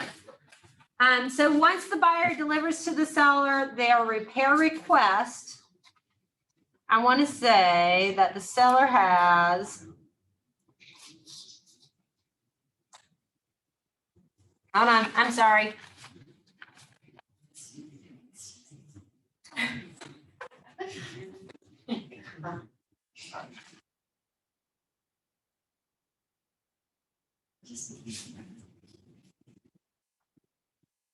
Okay.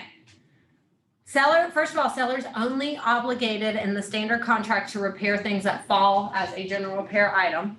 And the seller has 10 days after the receipt of the buyer's written notice of general inspection report to either have the reported repairs to the general repair items estimated by an appropriately licensed professional and a copy delivered to the buyer, or they can do a second inspection.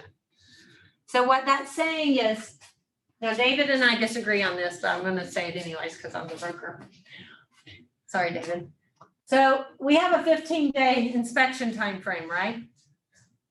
Let's say we deliver written repair request and the inspection on day 13. Buyers no longer have 2 more days. Okay? So you have to do all of your inspections and deliver all the repair requests at the same time. Now, from this point, the seller has 10 days to get estimates.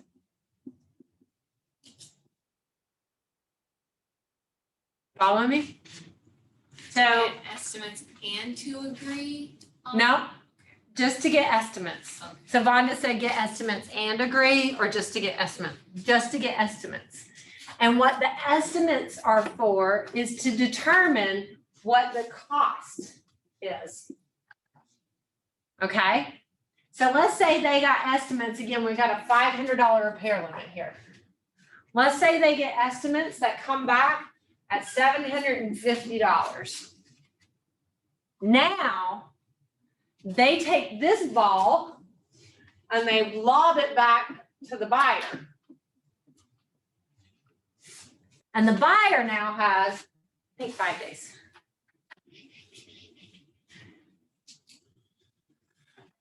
Okay, so at this point, and I'm on lines 300 through 308. And guys, this is exactly what Debbie was talking about. As is easier, right? It is so much, it's so much easier when people write up repair requests on an as is and they leave out appropriately licensed person, pulling permit where required. Oh, but they had a handyman do it. It's the closing date and it's not done yet. I mean, like, it's a big fat mess.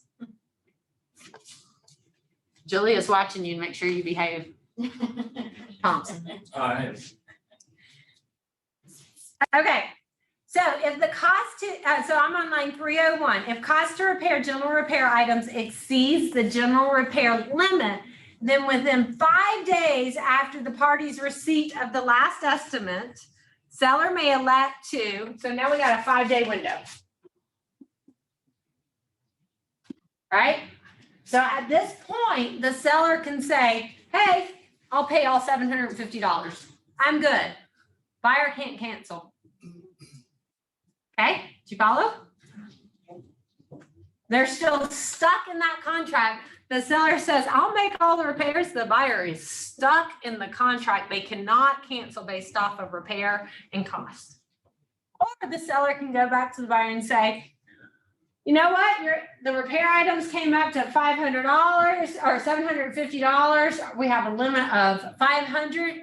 Pick the items that you want me to repair up to the $500.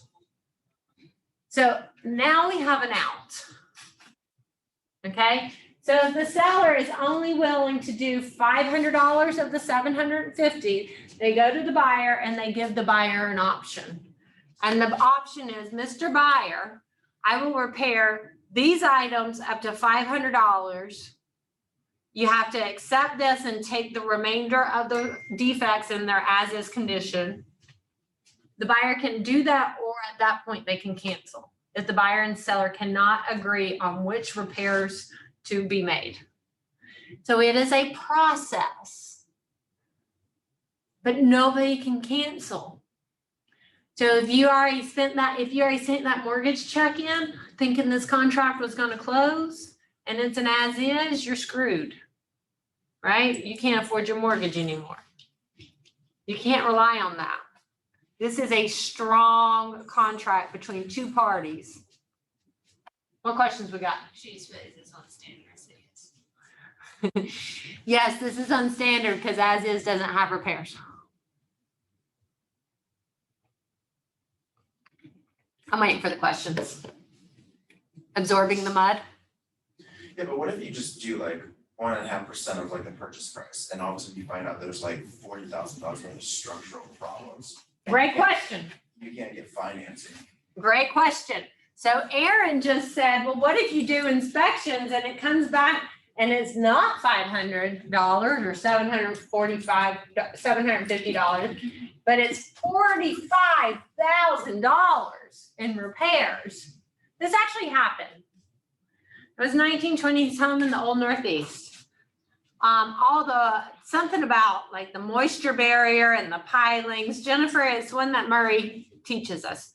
The pilings, all of it had to be replaced. It was like, I don't know, say it was 50 grand. Okay. Let's say in this case, it's 45,000. Seller agreed to fix it all. Seller agreed to repair it all because they knew they weren't going to be selling the house anyways. They wouldn't be able to sell the house if it wasn't fixed. So they agreed to fix it all. The buyer wanted to cancel. The buyer couldn't. Why would the buyer want to cancel in that scenario? Scared. Scared of what? Scared that it's not gonna be done right. Scared that the house, it's not going to be done right. The house will cave in. But now, you know what? Joe Schmo isn't doing the work. It's an appropriately licensed professional permit pulled where required. So now, not only is it an appropriately licensed professional certified with the state, you have the city coming out and inspecting it pre, during, and post to make sure it was done correctly. What if after all these inspections, and let's even say, same scenario, there's all this $40,000 worth of spec, the buyer just says, I'll just take the credit.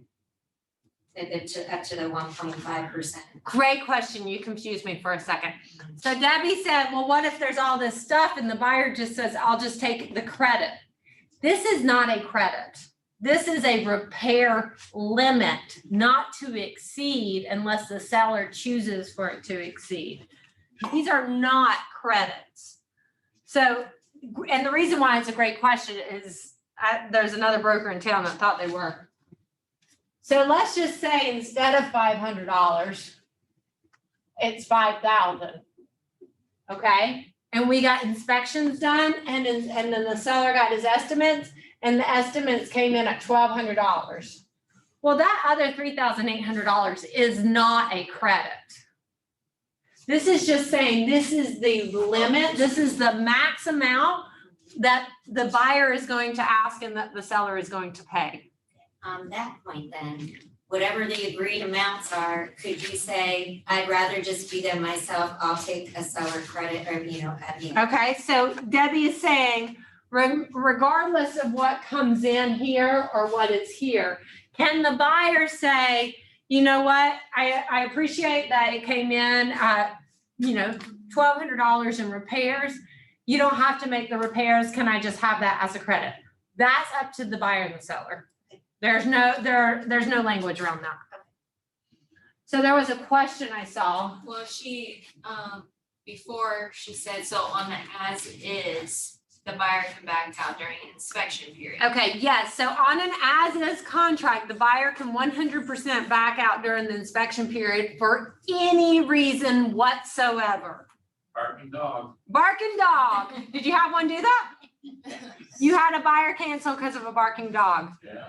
So why do you guys write contracts that people can I didn't cancel? write- I had the listing, but the buyer back. Yeah, so I'm just asking that question because I know it's alluring. Why do we use contracts that people can cancel at any moment? Because it's easy. Yeah. Nothing worth having is easy, right? Why do we write so many as-is contracts, guys? Actually, Most most times. I've always been trained on. Yeah. That's all I ever know. I feel like also when you. Yeah. Pause. Okay. How long have you had your license? Maybe 2 years. 2 years. Where did you get started? Can't have you. This office? Yeah. No. So that was not true, Aaron. Liar. That's a lie. Aaron said, because that's all I was ever trained on. So I had to ask him where he got started. He got started here. Sorry, I'm teasing you. I know what you meant. Yeah. You meant by your team, Right. because your team, that's what they use. But yeah, it's because, yeah, it's just But the teasing you. listing agents most of the time will ask for, and like you said, we don't have to do what the listing agents. And we know when a listing agent's just asking them for as is, what do we know? They don't know anything. They don't know. They don't know any better. I've had buyers who think they know about real estate contracts and they say that they feel more protected with an as-is versus a standard. That's a great, so Vonda just said that buyers who say that they know a lot about real estate contracts and they feel more protected with an as-is. That's 100% true. So that's why it's hard for me to get around it. Well, yeah, if your buyer knows that they want to write a contract so they can get out of it, then yeah, you're using the as-is all day long. You're not getting paid. You're a tour guide. But yeah, 100%. Yeah, it doesn't protect the buyer. Just keeps them both in the contract on the standard. Somebody basically just said what I said. As buyer's agents, I guess it protects your clients, but as a listing agent, it doesn't exactly. It doesn't have language in it for repairs. Any of that, I mean. Yeah, I mean, if you guys are gonna use an as-is contract, use it. I don't care. Just stop asking for repairs. It's freaking crazy. Just stop asking. Have the conversation with your buyer. We have two types of contracts. One we can ask for repairs and the seller will repair it and we can trust that it will be done right. One, we're buying the property in its as-is condition. So when the home inspector goes into the property and finds these little things, don't be scared. You can fix them after you own the home. But we're not going to ask for repairs because we're purchasing it as is. That's the way it should be. Yeah, and so we set up that expectation in the front instead of, oh yeah, we're gonna do the inspection, then we'll ask for repairs, everything will be fine.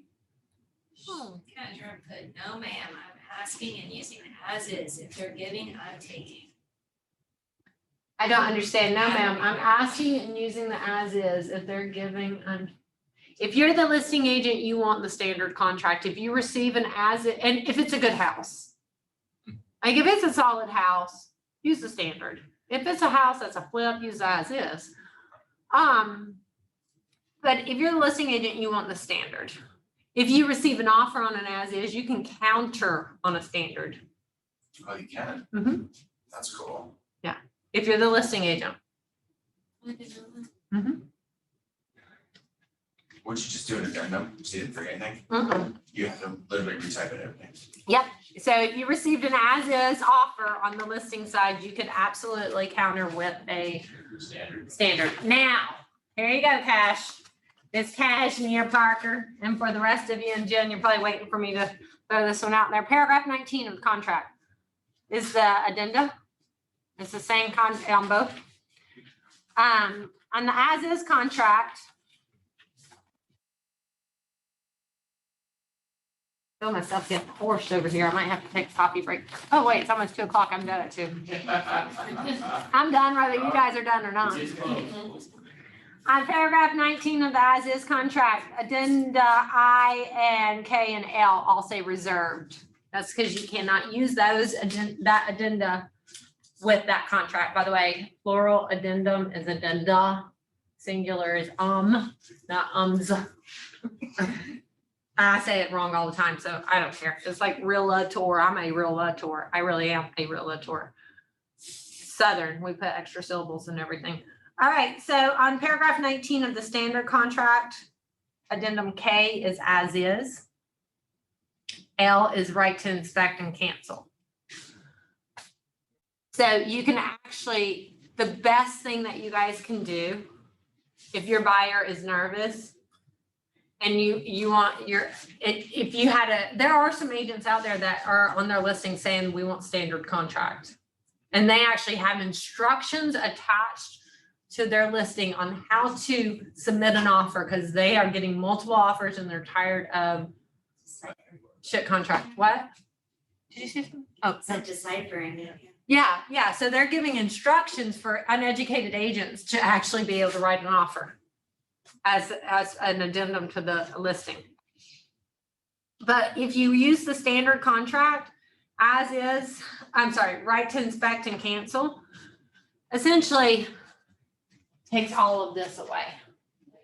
So the buyer can inspect the property and choose to cancel based off of the inspection. Questions. Michelle, it went past her, but she asked if you can go over the standard and the VA rider. Okay, so Michelle, the standard and the VA rider, you mean the paragraphs that it refers to?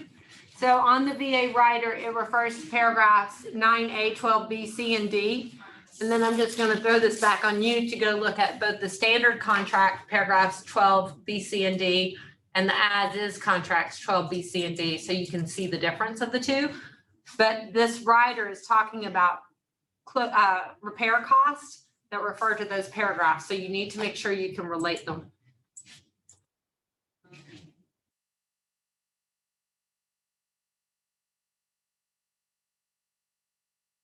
Okay, we got stuck on questions up there. Any questions in here yet? Okay, let's see what else I got on my notes. Not really any questions or comments, yeah. We are seeing a lot of people now are really reducing inspection timeframes to help with contracts, to help in multiple offer situations. I think that, you know, having the escrow deposit accompany the offer is a really good one. I think choosing 8A instead of 8B, whether you're doing FHA or VA, is a really good one. What's the benefit of reducing the inspection? Is that for the seller or? So a lot of people are using as-is contracts and they're canceling. So guys, I've asked this question a couple of times to a couple of different groups. Have any of you guys recently sold a home that you live in? No one? Anybody up there? Let me tell you the experience of a seller who lives in a home, and before they put it on the market, what do you think they have to do? Get it ready. Do you think that's easy? No. So like we have to get the lawn done, the landscaping, the paint, the cleaning, steam the floors, the carpets, scrub the tile in the shower. I mean, everything has to be spotless, right? Change out the light bulbs, dust the light bulbs. Like you're doing everything. It's a lot of work so that we can get the property ready to go on the market. When we get it under contract, what do you think the seller does during the inspection timeframe? They hold their breath for 10 days, right? They're holding their breath. What do you think they're doing until we get loan approved or the appraisal's done? Holding your breath. And you're holding your breath until you get the loan approval. You're holding your breath all the way up to the closing table. So from the seller's perspective and why it makes the offer stronger to reduce those days is it's less time that I have to hold my breath, less stress, and I can get it back on the market quicker to find an actual buyer if this buyer isn't interested. Okay. Keep asking questions, so let me just run through my notes. Any other questions? What percentage would you suggest putting down, I mean, in your original escrow and then as a follow-up, you know, deposit to make it strong? I mean, at what point, I know to what it hurts, but what do you think a strong percentage would be? So Debbie's question is, what is the percentage down that they should put in escrow? And that's a great question. We get it asked all the time. Some people say 1%, some people say 5%. I mean, like there's no rule of thumb, honestly. I would just say it needs to be enough to hurt the buyer from walking away. On the seller side, you really want it to be enough to hurt this buyer from walking away. So if it's a 250,000, and you can also kind of tell by how much they're putting down for financing. Yeah, it depends a lot on the buyer's power. Yeah, so but they're putting 80% down. They got 100 grand sitting around on this scenario, 500,000, right? 20%. I'm sorry, 20%. Oh, thank you. We just had a buyer put down 50,000. Oh, I had a buyer put down 50,000. By the way, guys, this is also another errors and omission liability issue. One of our agents in Seminole had a buyer putting an offer come in where the buyer was putting down like 500,000. It was on like a $2 million property. But he's like, if I ever saw one of our agents doing that, it's Jody Staples, who's an attorney or a compliance officer and a realtor. He's like, I would call you if I ever saw one of our agents do that, because you're putting that buyer's $500,000 at risk if you screw up. And doesn't that sort of exceed what we as agents are protected under the brokerage? For liability, up to 2 million. Okay. Yeah, for liability up to 2 million. Yeah, Jennifer just wrote maintenance clause paragraph. Maintenance clause, paragraph 11. Thank you, Jen. You want me to cover that? I mean, do you have a maintenance guy come out? No, I'm just checking. Now you have to maintain the property and the condition that it's in, with everything working and all that good stuff up until the closing date. So let's say that, Like the grass. like the grass, yes. So if the lawn wasn't mowed when they first saw it, the lawn doesn't have to be mowed before they buy. And let's talk about like No, what is acceptable length of grass here. let's I don't. mean, if it's shin high, I got your case, but if you're talking, you know, dude, I had an agent that literally told me 2 days ago, go mow the grass or we're not closing. I said, I'll see you at the closing table or I'll take you by your escrow. Okay, So paragraph 11 says, except for ordinary wear and tear and casualty loss and those repairs, replacements, and or treatments required to be made by this contract, seller shall maintain the property, including but not limited to lawn, shrubbery, and pool, and in the condition existing as of the effective date. Is that standard? That's standard. Oh, so it doesn't say on the answer? Well, I don't know. Have you read it? Yeah, because it doesn't. Paragraph 11, 8, 9, 10, 11. Paragraph 11, that was standard. This is as is. Except for ordinary wear and tear and casualty loss, seller shall maintain the property, including but not limited to lawn, shrubbery, and pool in the condition existing as of the effective date, as is maintenance requirement. Just, Jen says something dies during the process, it needs to be repaired. If something dies, like a tree or like an AC, AC would. yeah, it has to be repaired or replaced. Yeah, if the pool pump stops working, if it was working in the beginning and it was working during the inspection and it stopped working, it has to be repaired or replaced. With that, do they need to get with you, the buyer? Because, for example, we had a home FHA, the AC died, we were not informed about it, they did repair it, but they did the bare minimum repair, and my buyer was like, I just happened to see the receipt lying around in one of the drawers, Was it an as-is contract? and it was. Okay, well, and I mean, and it was great, they got it in working condition, but that's either contract, I'm like, or should they have told us and let us decide how we. So Debbie's question is that she has an as-is contract. Something happened with the AC, the seller had it repaired, didn't ever tell the buyer, but they had it repaired. Was that okay? Thank you, sir. And I said, was it an as-is contract? And if it's as-is, there are no repairs. It's just a maintenance. Right. And it was maintained. Was it in its working And condition? they don't even let you know, because she was like, I would have rather have done this, and this, and I would have paid for it. No, it just has to, right here, it says shall maintain the property. And then in the condition existing as of the effective date. It broke down, they fixed it. Because it was, even the receipt said, closing in 3 days, just make it work. Hey guys, okay, a couple of things that I know, like these contracts are kind of long. It's super important though that you actually understand and read the standards of the contract. So the standards are on the as is, those are gonna be, they start on paragraph 7. Page 7, paragraph 18. And these are essentially the definitions of the contract. So your timeframes, force majeure, everything is in there. That whole time is of the essence, it has to be delivered, it's all in there. Effective date is the date that all parties sign an initial to all the changes. What if they don't have all the initials on the pre-1978 lead-based paint disclosure? Aaron says it's not effective. Any other ideas? Why was it not effective? Is it notated on the original contract? Is it, if it's checked on the. Yeah, it's checked on paragraph 19. Then you have to have everything supporting, right? It's attached to the contract, just the buyer missed a couple of initials. Do you have an effective contract?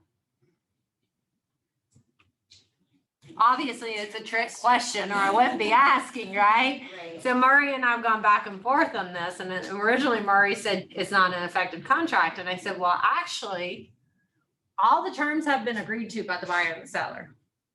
It's part of the addendum. It's an addendum that's attached. It's checked that's an addendum that's attached. The buyer has signed it.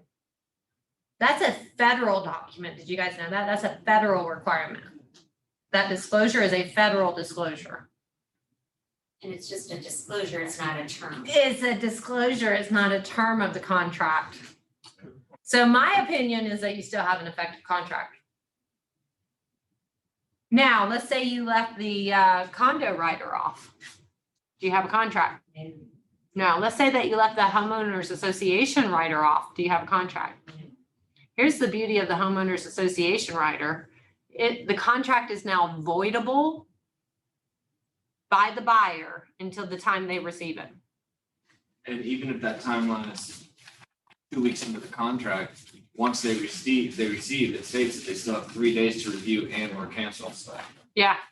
So, you know, if the buyer doesn't receive that, we've canceled a contract we've had to cancel a contract before. And I used that the buyer had never received the HOA. So that's why it's important that you read these things, including the riders. So addendum B, homeowners association and communities disclosure is voidable by the buyer. Big, bold, all caps print right here. By delivering to seller or seller's agent or representative written notice of the buyer's intention to cancel within 3 days after receipt of the disclosure. So that's another good one to know. Also, if the seller is staying in the property after closing, there's a post-occupancy disclosure. If the buyer is moving in prior to closing, there's a pre-occupancy disclosure. Don't create terms, guys. There's an addendum for it. If you are a financially interested party of the transaction, AA is the licensee has interest in the property. So you need to know what they are. Questions? Is that still included if the listing agent is related to the seller? If the listing agent is related to the seller, I would disclose it just to be safe. I mean, I don't know. I think it does say they have a financial interest. So let's see, that's AA. I've seen it disclosed in remarks before and not. Well, yeah, they just have to disclose it. It doesn't have to be an addendum, but you can use it. Blank has an active or inactive real estate license and has a personal interest in the property. Specify if licensee is related to the party or is acting as a buyer or seller. So their personal interest is what you're disclosing. Julia, that was for you. Right? Does it have to be, can it be verbal? Does it have to be written? I don't think it has to be written. Do you guys know, Jen, David, does it have to be written, the Says realtor? yes, disclose. Well, that was for the stuff they were saying. But does the licensee has personal interest in the property, does that have to be written or can it be verbal On the selling side. on either side? Well, duh, on the buyer's side, there's supposed to be a addendum. We moved on from that property, it's not relevant, we had a buyer, the listing agent was married to the builder. Future reference. Okay. She kept calling her. She kept calling her. She kept calling the builder the client. It's always The best to seller. After she disclosed it. So they were. What document do you recommend for escalation? There is one by KW and one by Farbar. Is that a Seminole agent? I can't tell. We do have a couple of escalation clauses floating around there, guys. Remember, if you're writing an agreement, it has to be an approved document from FRBR, Florida Realtors, Florida Bar. FRFB. Florida Realtors, Florida Bar. It has to be an approved document from Florida Realtors, or it has to be a written document by an attorney. You can't just write documents. Even if it's always best to write to have a trail. Oh, yeah, on the licensee has personal interest, it's best to have it written, just have a trail. All right, guys, what, I need to know what you learned. Who learned anything? Other than getting rid of 8A that. FHA. 8A FHA, Yes. I just learned a lot more about standard. learned a lot more about standard. Yeah. Yeah, getting rid of that. And always look for I didn't know the, there was a way out of getting out of the standard. Oh, yeah. Oh, yeah, there's ways out of everything. Also, then another way out is if it requires flood insurance. but remember, you cannot send the cancellation before you request all those repairs. Yeah, don't send the cancellation before you request all those repairs, or you just put your buyer's escrow in jeopardy. How does flood insurance get done? How does flood insurance get you out Oh, of that's it? a good one. Yeah, that's a good one. Sorry. Is it acceptable? Cause I've been putting like 28 days in. Okay, you go. That's remaining the Chadwick bond. Yeah, probably. Sorry, I gotta find the flood insurance. So I had a house in Short Acres, and they have it in there, so I called and got a flood. Jen, do you know the paragraph? Yeah, some of the inspection. Here it is. Oh, right. And it just gets you out. I mean, what if you know it's in a flood, it's there. Are you looking for the insurance thing? Hear that. Or they could put it like a, they could put something like a big next to it. Ah, that's all right. Yeah. Okay. Okay, thank you. It's in the disclosure section. So in as is, it's page 4 of 12. line 203, paragraph 10D. So it's saying buyers are advised to receive a flood elevation certificate if the property is in a special flood hazard area or coastal barrier resource act designated area. And the lowest elevation for the building and or requires flood insurance through the National Flood Insurance Program or private flood insurance, blah, blah, blah. Buyer may terminate this contract by delivering written notice to the seller within, if let blank, 20 days after the effective date. Wow. Good to know. Alrighty then. All right, guys, toodaloo. Thank you. It's like getting your own flood book. It doesn't matter. You can have quotes, but they can still cancel. That's why you need to watch that time frame. So you know it's insurable. It's not saying that it is or isn't insurable. It's just saying if it's in that